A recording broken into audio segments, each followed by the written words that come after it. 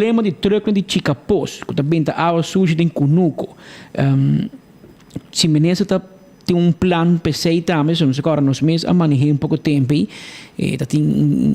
Tem bairro na norte, na Segumi, Safira, etc. Tem gente nova, para criar bestia.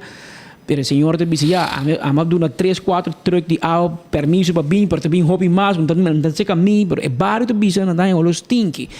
Tem manejo que te disse, bom mag benta água, sushi, tal caminho assim, tal caminho não? Agora que nós estamos trabalhando em beleid pessoal aqui, nós temos task force que tem diferentes departamentos que está restaurando não somente para o ministério, mas para outro ministério também, que está formalizando beleid, para assim que não é outra duidelijk para a companhia aqui também. So, tem certa coisa que se bijvoorbeeld água de laundry, hopi biar é agora usado para agricultura. Okay.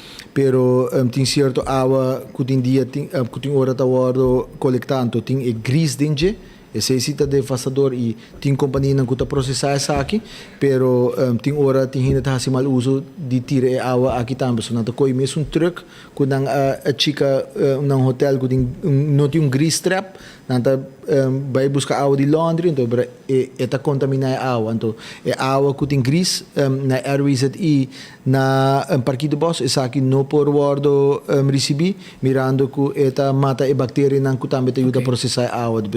Pero nós estamos trabalhando em manejo, DNM, Santa Rosa, Dewey e BCI, todo outro departamento trabalhando em pessoa aqui e dentro de pouco isso aqui lo vou finalizar e melhorar tem claridade para tudo também. BCI te resulta bom de ministro.